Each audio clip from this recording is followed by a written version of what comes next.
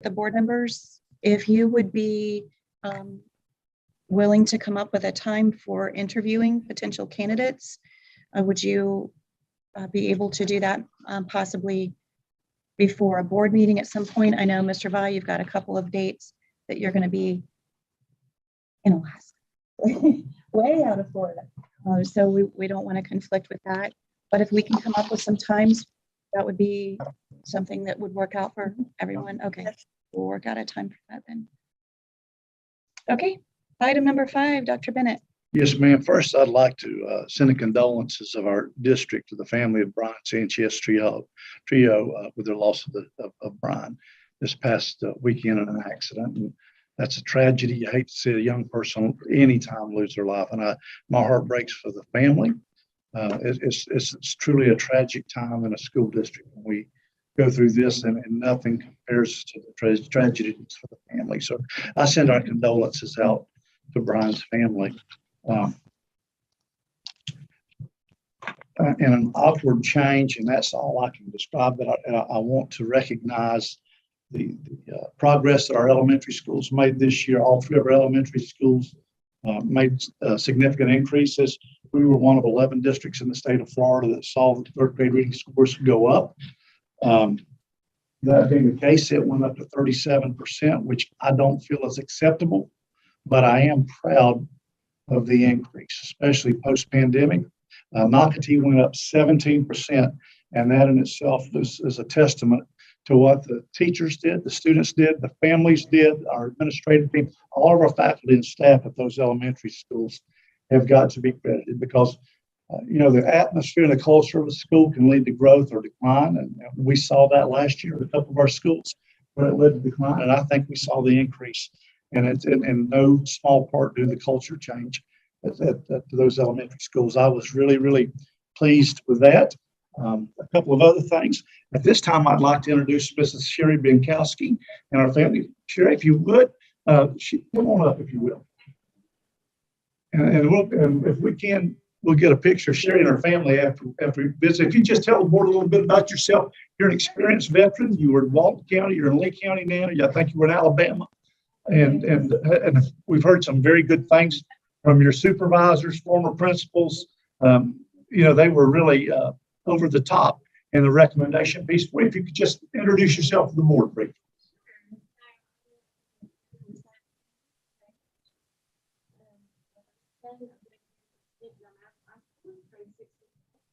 And then I was afforded the opportunity by Ms. Carleen Anderson in Walton County to start as an assistant principal at Butler Elementary School in Walton County. So under the direction of Tammy Smith, which I think you had the pleasure of meeting this week or last week, she led me and grew me as an administrator, and I spent 6.5 years with her. I was given the opportunity to come down to Lee County this past January, and I started in January as a coordinator of Head Start programs in Lee County. And while I was in Lee County, I discovered that big districts just aren't for me, and I wanted to go back to a small district. And when this opportunity presented itself, I jumped on it. Really was looking forward to going back to a small district, and then to be able to move into principal role after 7 years as sort of an AD and coordinator. Really excited to work with West Elementary and see what we can do together. Mr. Binkowski, thank you. Can we get the family up and get a real quick picture of y'all, if that's okay? Mrs. Smith was very complimentary of you. She had nothing but great things to say. And good. We're glad you're here. If y'all come on up here and face out, we'll get the logo behind y'all, if that's okay.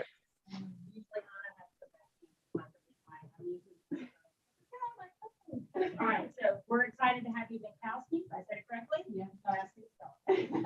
All right, go Gators, ladies and gentlemen. No, I forgot y'all are from the Panhandle. We'll forgive you. Our daughter went to FSU. One of the daughters. Let me reiterate that. Thank you.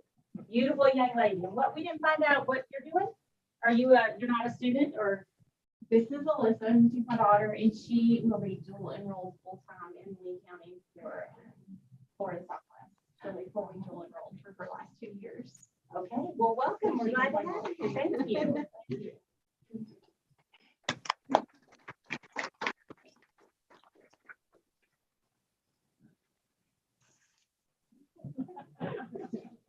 All right, next I would like to introduce our new HR Director, Mr. Cleve Hendricks. Cleve, if you would come up, we'd like to get a picture of Cleve too, if we can, Ms. Bennett. Cleve's coming in with numerous years as a former high school principal. He was a assistant principal teacher, assistant superintendent in Georgia for how many years, Mr. Hendricks? Deputy super, 12 years, 7 years. District principal, high school, athletic director, assistant, middle school, 6 through 8 with about 1,300 kids. Teacher, coach background, and well, I remember I was in my 40th year in public education. So excited to be down here. I'm telling everybody in Georgia, this is South Florida, this is Southwest Florida, whatever. If I'm just saying it's South Florida, just making jealous. And sending pictures of palm trees back to the great state of Georgia. Let them see that. It's great to be here. It's great to be with you guys and work for you. Thank you. We're glad you're here. Cleve, did you want to tell them what's in your pond, in the backyard? But yeah, I got an alligator in my pond. I'm really excited about that too. Oh, she's so excited. We're just a little bit above the alligator line. All right, you ready? Yes, ma'am. All right, now go Gators, Cleve.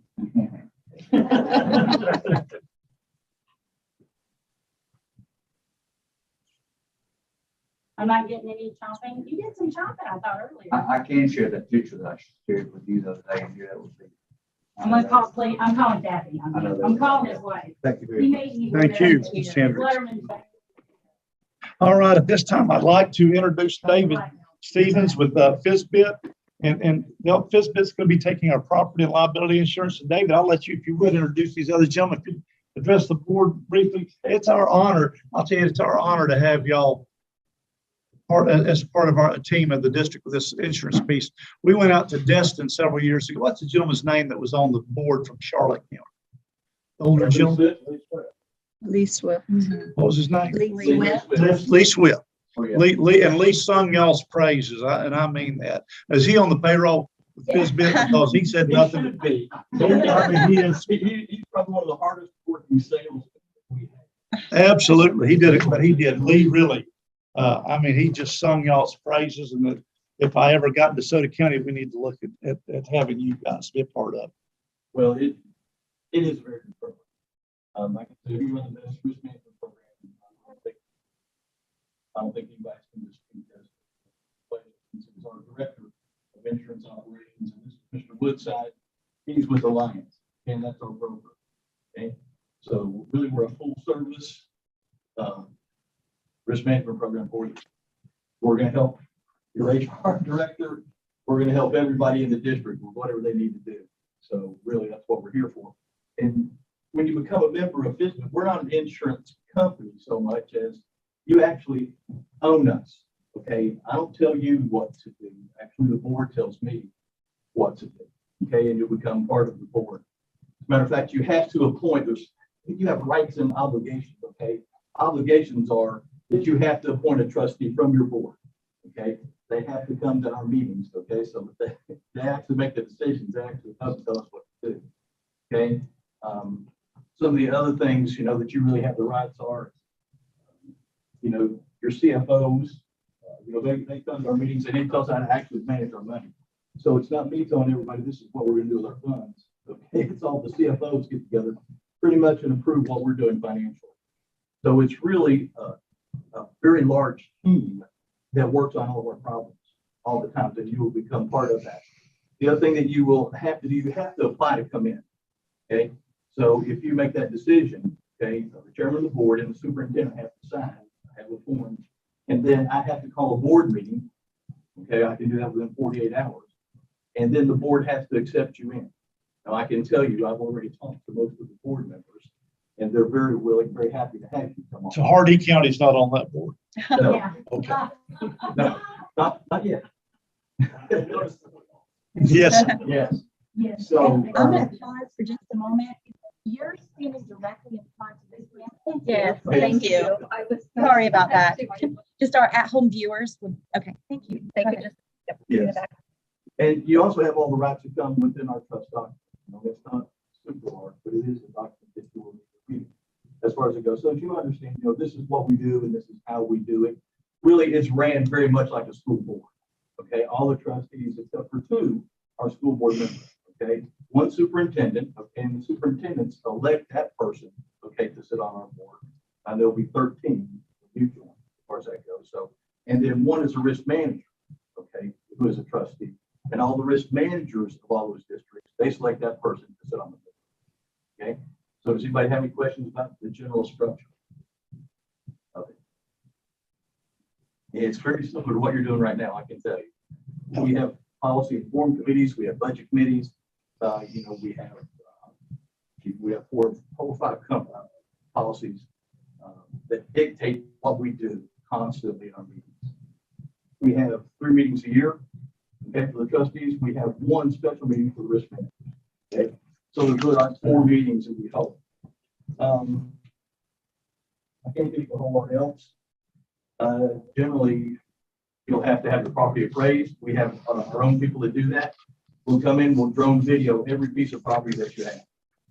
Okay, and you'll have access to that. So if you want to see anything, or if you build anything or tear anything down or move anything, portables or anything like that, call us. We'll come back down and read drone video, everything again for you. Okay. We also do roof inspections. Mr. Blazer, you want to talk a little bit about some of the things your people do as far as the drones go? Because I know I'm talking a lot, and this is really his department that I'm talking about now. The drones are equipped with infrared cameras. So we, as we're doing the pictures of the properties, we actually do the infrared pictures also, so that we see if there's any water infiltration, if there's any damage on the roofs.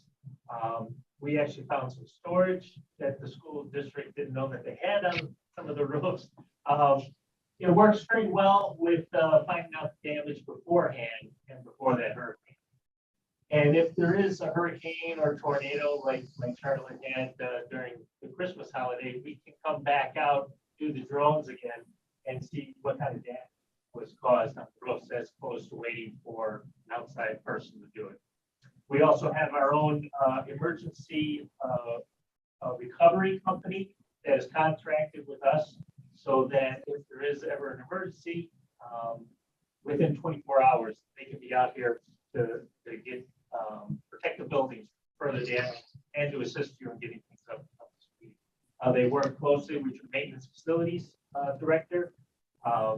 It's not that they're taking anything over; they're just another asset to use. And that's just some of the services that we provide that the board asked for. That's what we end up doing. Whenever the board says that they want something, we make it work. And that's an exclusive contract. They don't work for anybody else in the board. Except for the Florida League of Cities. Yes, yes, and they also do some work in Texas. But as far as school boards go, we're the only ones that they work. Okay, that's an exclusive contract. And it's a good tie-in with the cities and counties, because you need support from both of those usually when there is a disaster, because there's a tie-in now with that. You've got that support already.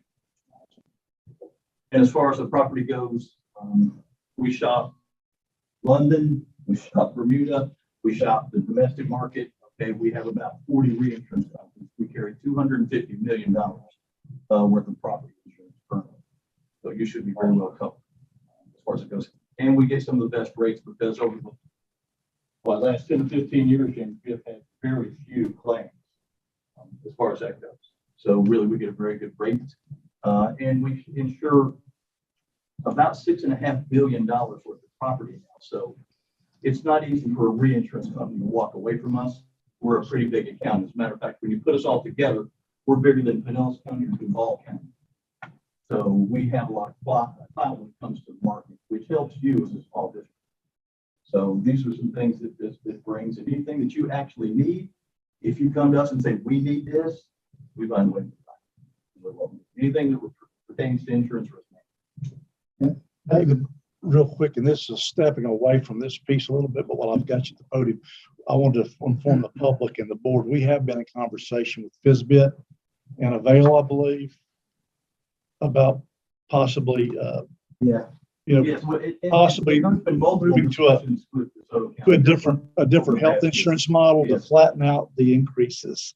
Yes. But we're not always taking those increases.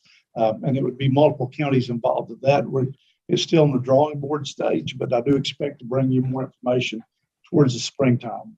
Yes. So the insurance committee can make a little bit more of an informed decision before the next negotiating cycle with that. Yeah, anything we can do to help you, like that, we do it to help it. Well, right now, that's a difficult area, as I'm sure you know. It involves benefits and everything else, which, you know, makes it, difficult. Absolutely. David, I appreciate y'all driving over and visiting with us tonight. Well, we like them down here, I'll just be honest with you. It's God's country. Yeah, it is, you know, I'm from Kentucky, rural, Brewery, back up in the mountains. And it's nice, you know, to get out of the city. I'm not a city person. I live in Perry, Florida. It's not a big place either. And I only live 30 minutes away. Yes. If you don't live in Wauchula, wherever you live is good. I live in Sarasota. That's awesome. No, I'm kidding. I love the Hardy County, DeSoto County rivalry. It's a lot to pick out. Thank you guys for being here. I know Florida School Board Association is a big advocate of FISBIT. I think it's vice versa, you know, with them as well. So We're a division of it. and so I know every time we're there, it's huge, like, you know, making sure we take a look and see what all you've got to offer and all that stuff. We appreciate it. That's all I have, Madam Chair. And I'd like to mention also, you talked about the growth of the schools with their FSA progress, and our graduation rate has improved. Graduation rate has improved. This year, our graduation rate will be, we're expecting it to be over 80% with testing. You know, this testing was not waived this year. So for us to be over 80% at this point is a testament again to the high school teachers, and that's all of them. From custodians to principal, and everybody in between, bus drivers, getting kids, their parents that have worked on the doctor a lot, really, really hustled. And they were on the telephone. They were burning up the phone with parents and guardians and trying to make sure every child that could walk would walk. And I have expectation when summer's through, we're going to have even more. You know, our goal is to eventually have 70% of our kids leave third grade reading on grade level and a graduation rate of in excess of 90%. That's what we need to do for our community and for our kids. And hopefully that's where we're headed. I just want to make note of that because that's something extra to be proud of for them. Item number 6, public presentations. Is there anyone in the public that wishes to address the board on an agenda item? Mr. Woodrum, come on up.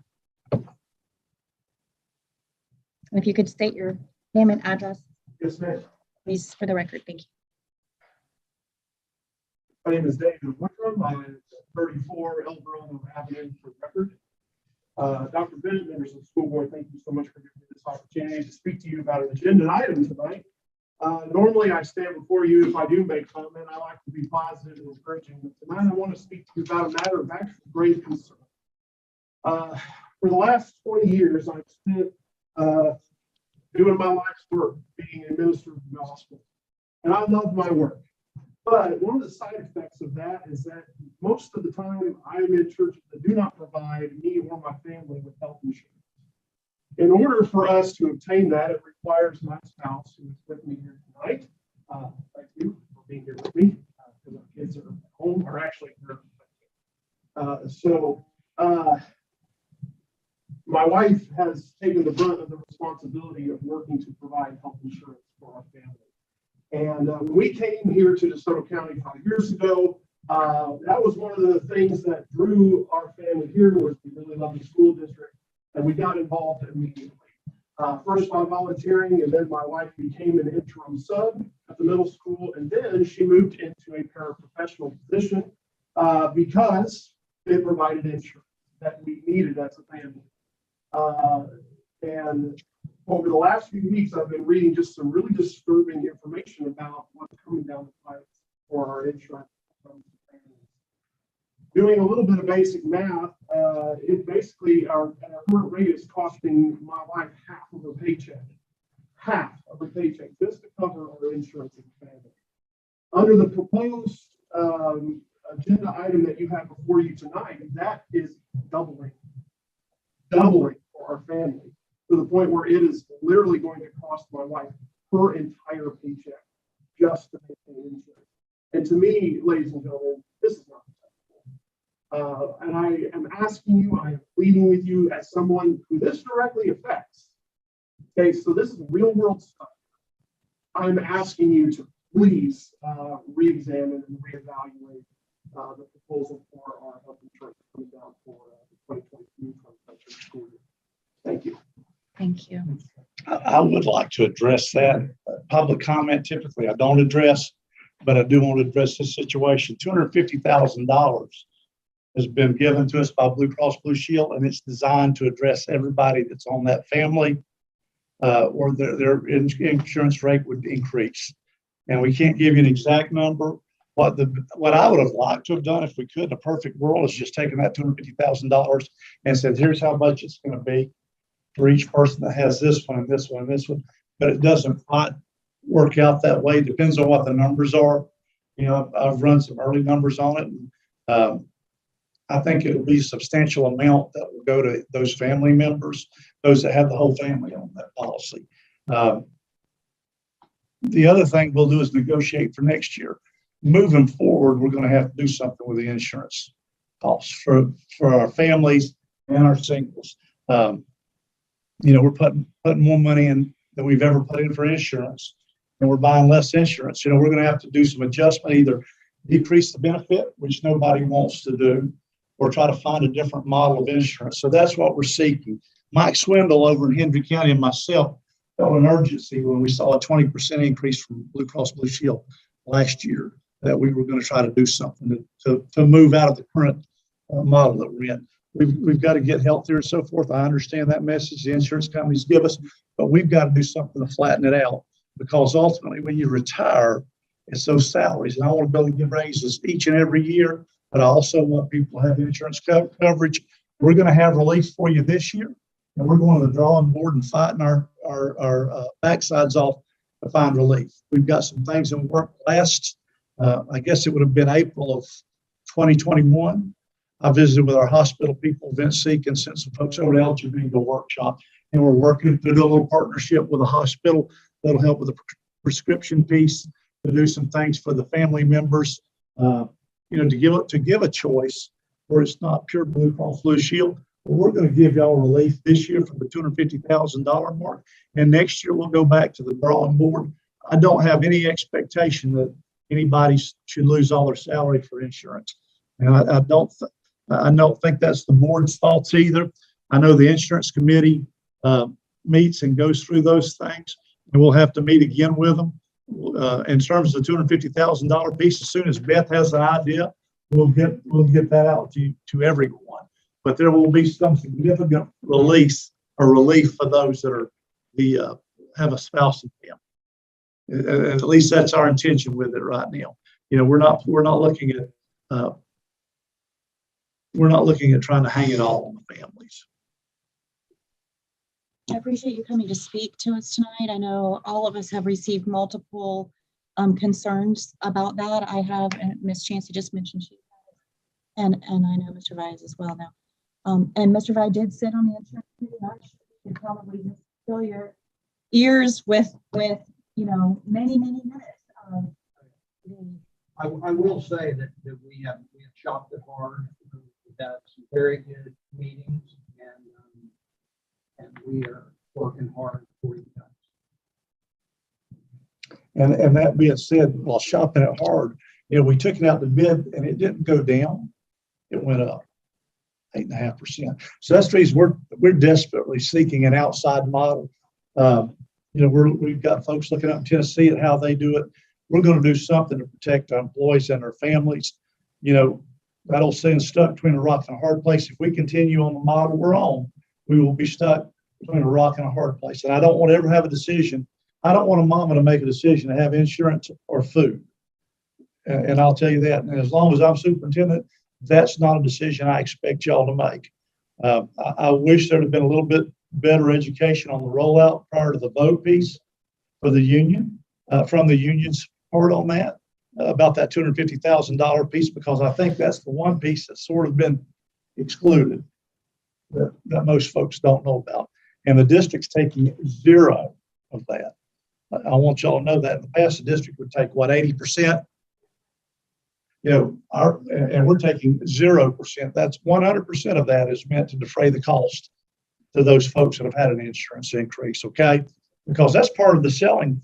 That's part of selling our district as we start recruiting teachers and so forth. And we're not ignorant of that. We understand that. I want you to have the best work experience that you can have, Miss Woodruff.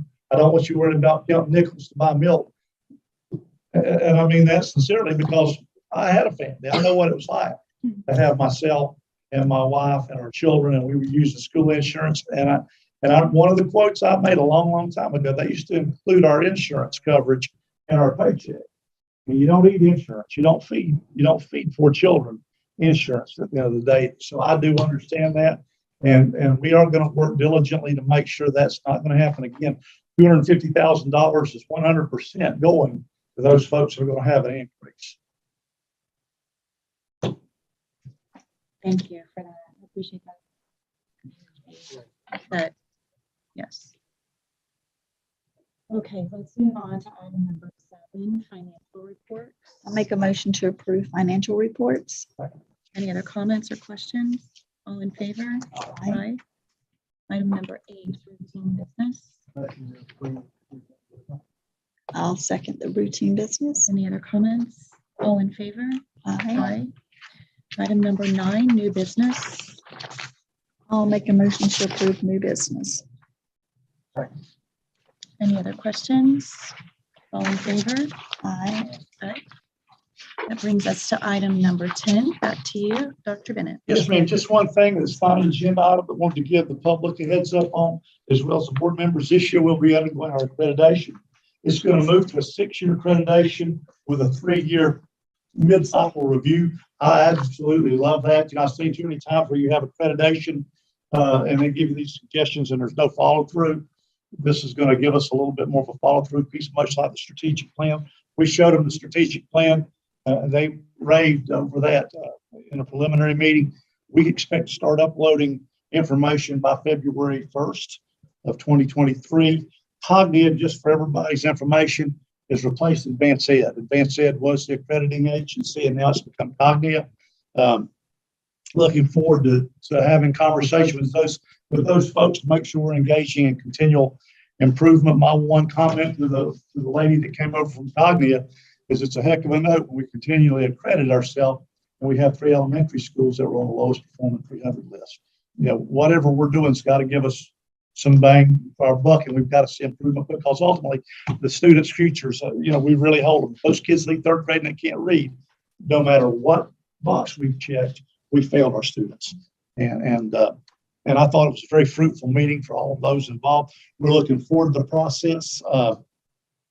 We went through a federal programs audit last year. I told the ladies from Tallahassee, pull the Band-Aid off of the scab. I want to make sure that we're hitting on all cylinders, that everything we do is reflected on educating the current group of students that we have, where they're making strides. My entire superintendency is going to be based on student achievement, what's best for our kids. And part of that's great teachers. Part of it's continually improving, having that model of continual improvement for our district. And hopefully Cognia, with the new format, I believe they've got 30 standards now that we'll focus on. It's going to lead towards that. And that's all I have. Thank you. I think we've seen some beginning growth with that, with our scores. So I appreciate that. Moving on to item 11, is there anyone in the public that wishes to address the board on a potentially future agenda item? Seeing none, item number 12, board member comments. Mr. Vi. Just want to welcome Mr. Hendricks. That's it. Thank you.